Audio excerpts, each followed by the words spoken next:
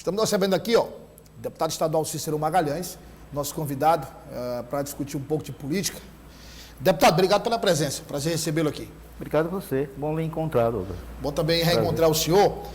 Ainda sobre esse tema, deputado, o governo enviou cestas básicas para o Sindicato dos Motoristas e Cobradores? Sim, há uns 120 dias atrás, mais ou menos, o governo do estado doou, ciente da situação difícil dessa categoria, 3.000 cestas básicas foram distribuídas na categoria. Realmente eu tenho muitos amigos, cobradores. O senhor que é da área sindical, né? Cobradores, motoristas, que têm relatado a situação difícil, porque eles não têm mais, estão com um vínculo empregatício, mas eles não têm um salário mensal. Eles ganham por uma diária quando eles trabalham nessa lei maluca aí que foi aprovada pelo governo Temer, da questão do trabalho intermitente. Então, como eles não têm uma convenção atual, não é garantido a eles um salário, né, que é o piso da categoria deles. E aí, pelo dia que trabalha, como não estão trabalhando, não tem salário? São 50 e poucos reais, alguns me relataram, na diária. Diária de 50 e poucos, presidente? Aí ele paga almoço,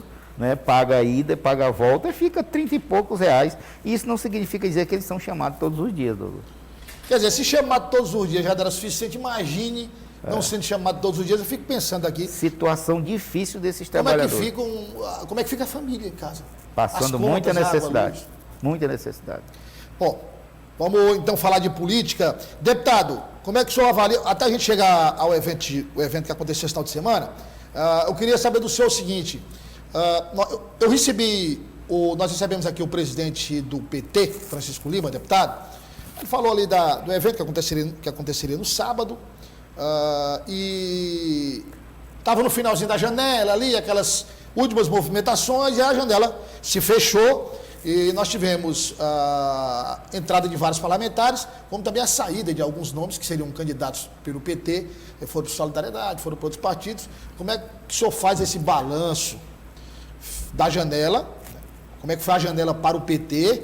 E o PT se tornou a maior bancada da Assembleia Legislativa, mas ao mesmo tempo a chegada desses nomes tem dividido o partido. Alguns concordando, outros achando que não. Como é que o senhor tem avaliado?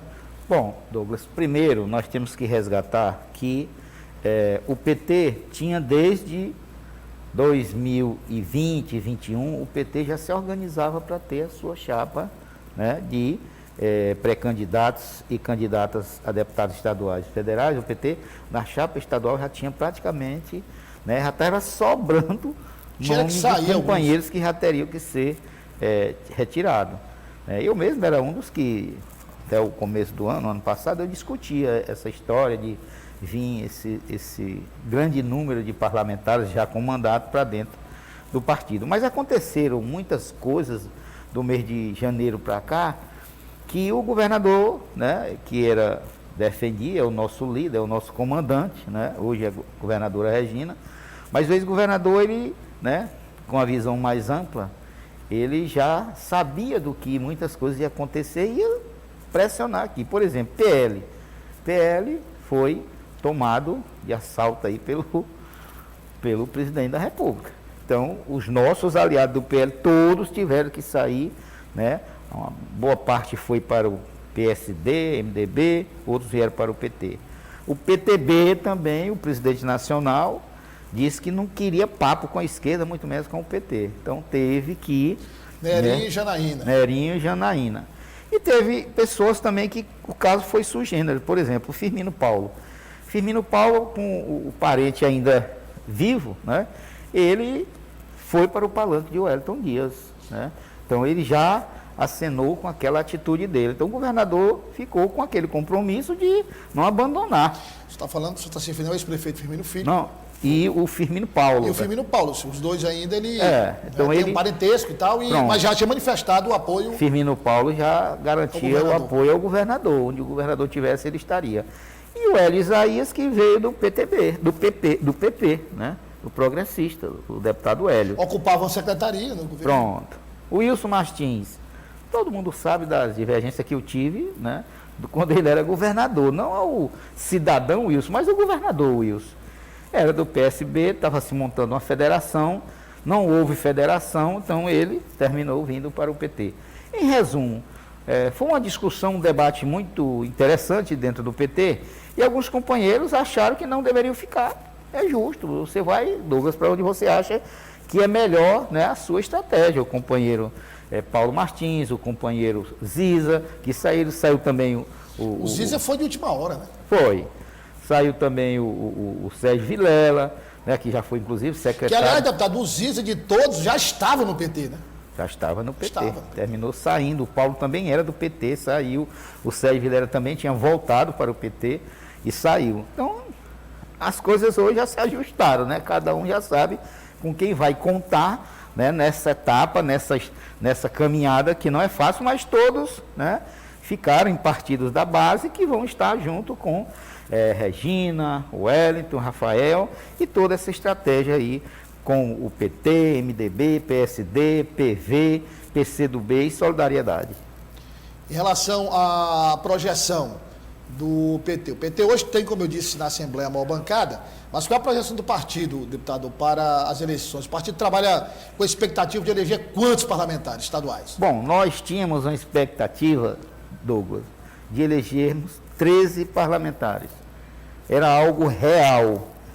O senhor fala depois da chegada dos parlamentares? Não. Antes da chegada? Antes, o PT tinha essa expectativa. Mas hoje eu acredito que o PT ainda tem musculatura para fazer a maior bancada e eleger 12 parlamentares na Assembleia Legislativa. A meta se mantém entre 12 e 12 eu acredito que elege sim, porque os nomes, tem muitos nomes, os 31, nós vamos lançar o número máximo, 31, significa dizer que nós temos parlamentares acima de 45 mil votos, parlamentares que vai ter aí acima ou 50 mil votos, e os outros que mesmo que estejam numa camada mais abaixo, entendeu? Mas, com certeza, nós temos o candidato a governador, nós temos o candidato a presidente da República, isso facilitará, né, de certa forma... Candidato ao Senado. A candidato ao Senado, que ali não podemos esquecer a liderança do ex-governador Wellington Dias, 4 governos fantásticos que ele fez.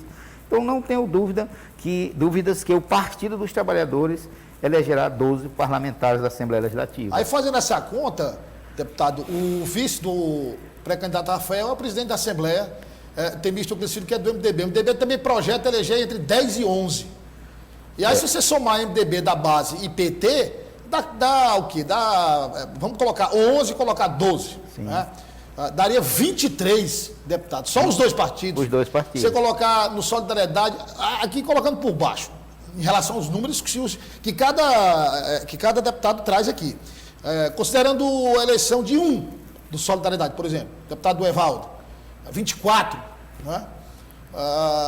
E aí tem os outros candidatos, tem o PSD, né? Tem o PSD, o MDB, mas o PSD é só federal. PSD só federal. Então vamos botar aí se... Tem o PP, né? Tem o PP e... Não, mas eu estou falando da base, né? Da base, então, se eleger entre 24 e 25, quer dizer, é essa a meta da base? É essa. Entre 24 e 25. Eu acredito que o Palácio da Cidade deva eleger um ou no máximo 2. Né? Um ou no máximo 2 deputados estaduais. Só colocando um ou no máximo 2 para a chapa do doutor Pessoa, fica 20, você sobra 3 para progressistas? Não, 4 ou 5, né? Que é o que nós estamos falando 23, 24, você falou? Não, 23, com mais 23. Entre 23 e 24, 23, com mais 2, 25, 5 para o progressista. É o que eles mesmos dizem lá, a faixa de 5, 6, é isso que eles falam. Né? Então a base... O certo é que não aumentou o número de deputados estaduais no estado não, né? Mas cada um faz suas projeções e nós esperamos estar certo. Deputado, quando a gente conversa com os parlamentares, os nomes da oposição, todos dizem que essa é uma eleição diferente das outras. Sim. Para a oposição.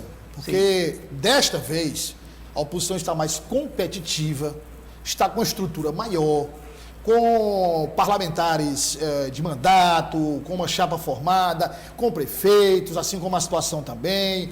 Então, eles classificam como o cenário mais favorável até agora para a oposição. O senhor também projeta uma eleição difícil? Não existe, Douglas e piauiense, eleição fácil e nem possível. Agora, nós temos que ver que o nosso grupo é um grupo consolidado, né? Hoje comandado pela nossa governadora Regina Souza, que aqui, Douglas, me permita em 30 segundos fazer um corte. A nossa governadora Regina Souza, semana passada, foi vilmente atacada por um prefeito, que eu não vou nem citar o nome, porque a gente já sabe da boçalidade que ele já expressou durante a vida política. E eu queria aqui me solidarizar com a nossa governadora Regina Souza, uma mulher íntegra, guerreira, trabalhadora, que tem uma história, uma das histórias mais bonitas desse estado. Saiu de onde saiu e hoje está ocupando o Palácio da Cidade. Parabéns, minha companheira Regina Souza. Aos outros fica só a inveja, que isso é até deplorável. Mas assim, deixa eu te falar. O nosso grupo, como eu te falava, é um grupo consolidado. Aí, hoje comando da nossa governadora e do nosso pré-candidato Rafael, mas nós não podemos negar o comando, o poder de articulação, o carisma do ex-governador Wellington Dias. Nós sabemos que ele, né, tem sido um gigante na área de unificar o grupo, de trabalhar o grupo com todo o zelo, né? E nós temos um fator muito interessante. O ex-presidente Lula hoje é candidato a presidente da República. Se você pegar as pesquisas aí, o companheiro Lula está ou acima ou próximo de 60%. Isso não podemos negar que é um fator interessante. Não tem ninguém dono de voto, não tem ninguém dono de ninguém. Mas nós não podemos negar o feito do ex-presidente Lula pelo Brasil como um todo e para o estado do Piauí principalmente. O senhor projeta primeiro ou segundo turno? Aqui no Piauí? Sim. Olha, a campanha vai começar agora. O nosso grupo... Eu sou um homem experiente, homem que já passou por várias campanhas. É um grupo que está unificado, é o maior grupo, é um grupo grande de muitos líderes. Quando todo mundo começar, né, ir mesmo naquela história do dia a dia, porque campanha é todo dia, toda hora, né, você começar a chamar os seus, os próximos de você para a campanha, eu acredito, é uma eleição difícil, ela é dura, porque nós temos mais de um candidato da oposição, não é só o ex-prefeito de Teresina, tem outras candidaturas, não podemos negar isso. Eu acredito sim que o companheiro Rafael Fonteles será eleito governador do estado, um garoto com 30 e poucos anos. 36 anos, né, de uma inteligência rara, muito organizado, não podemos negar, ele organizou a finança do estado do Piauí, Douglas. Organizou mesmo. Hoje o estado do Piauí tem obras nos 224 Mas aí diga municípios. Aí. Eu acredito que ele ganha a eleição. Não sei se no primeiro ou no segundo turno, né? Mas que ele ganhará a eleição, eu não tenho dúvida nenhuma, porque... Aí a última pergunta é que a produção já está... Diz que o nosso tempo está estourado. Se a gente olhar 2012, eu inclusive assisti recentemente um documentário sobre os bastidores da campanha presidencial de 2012, um documentário longo. 2010 não? 2012 foi vereador. Não, 2012 não, 2012 não, 2010. 2010. Na verdade, mito, a primeira eleição do ex-presidente Lula foi em 2002. Pronto. 2002. Eu assisti, como é que se diz? Eu assisti documentário do Serra, dos bastidores da campanha do Serra, e do Lula, dos dois. Então, havia ali aquela expectativa da campanha do ex-presidente Lula de ganhar o primeiro turno. Quando saiu aquele resultado que a eleição foi para o segundo turno, deu uma brecada. Uma brecada. Então eu pergunto ao senhor, para o PT, que até agora ganhou todos os mandatos para o governo do estado no primeiro turno, uma ida pela primeira vez para o segundo turno, acende a luzinha amarela? Nós estamos preparados. Se tiver no primeiro turno, ótimo. Se não tiver, iremos ao segundo turno, não tem nenhum problema.